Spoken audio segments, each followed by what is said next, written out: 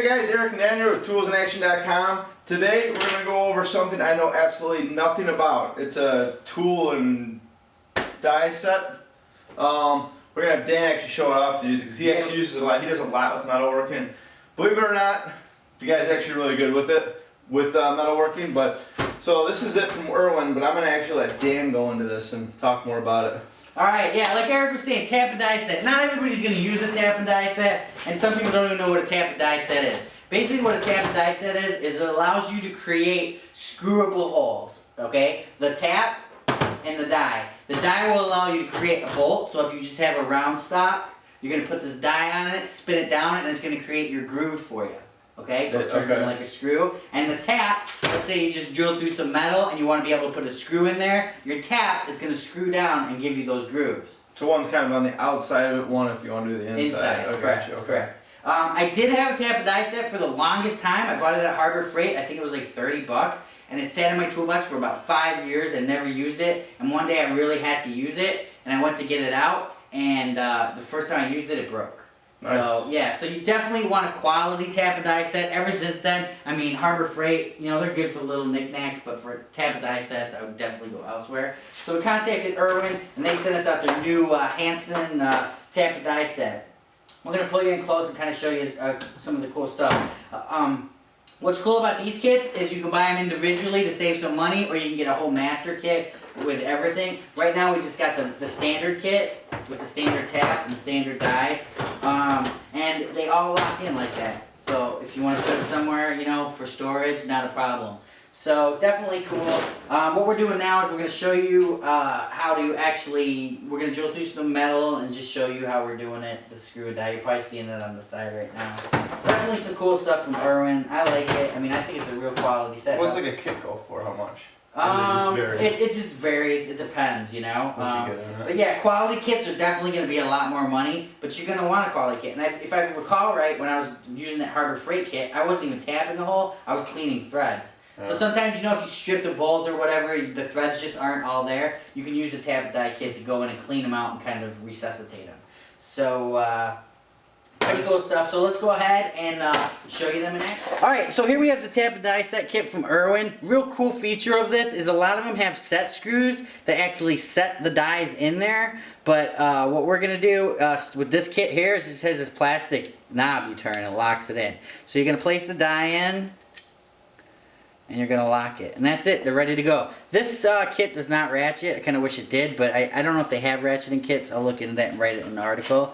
But another thing you want to use when you're I mean, I'm not an expert by any means, but you always want to use some sort of cutting fluid. I've been using WD-40 because I don't necessarily have it. And you want to be straight. You have to be straight with both tapping and dyeing. Otherwise, you're not going to get a good quality hold. So I'm going to try to be as straight as possible here. We're just going to place this on here.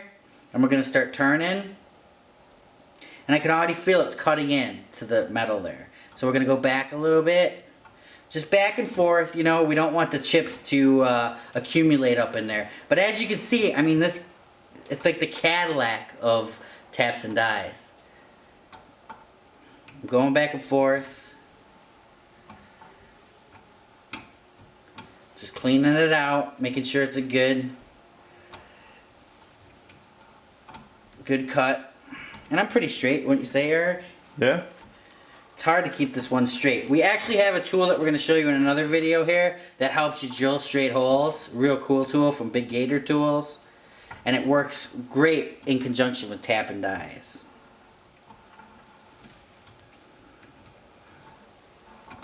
So I'm not going to go down all the way, but as you can see, I'm spinning freely. That's just like a screw. And we'll take it off, and there you go. There you have your threads. Just do a little cleanup of it, maybe get a little wire brush. And look at that. Can you see that well? You can see it, yeah. How do you zoom in? Well, you don't want to zoom in. Oh. So that's that. So now, next what we're going to do is I'm going to show you how to use the tap. Alright, so now what we have is we have the actual tap. I just have a piece of conduit here. We're just going to go through, make it easy. Now, like I said, the golden rule to tapping dies is being straight, okay? Now, I'm not straight with anything. I'm usually off. I don't know why. So we're going to use this. We got another video. It's made by Big Gator Tools. It's a tap guide. So basically what we're going to do is we're going to do a 1/4 inch hole here. So I'm going to go right over to the 1/4. Put my tap in. And now I know I'm exactly straight. This is going to keep us. You usually want to clamp this in most situations. It's got a little magnetic to it because I magnetized it. But what we're going to do is kind of the same thing as the other way. We're going to go in and go back. Go in. Obviously we don't want this moving, but we're just demonstrating here. So we're going to go in and back. In. And actually that went really easy. Something's up. No, it's going. It's easy to go through conduit, but we're going to go all the way through. I drilled the hole all the way through. So we'll go through to the bottom there. Back and forth. Remove the chips. You don't want the chips to build up because it's going to cause some issues for you. But as you can see, this thing's screwing in. And once you got it in and it was moving off freely, you're good to go. So you're just going to pull that out.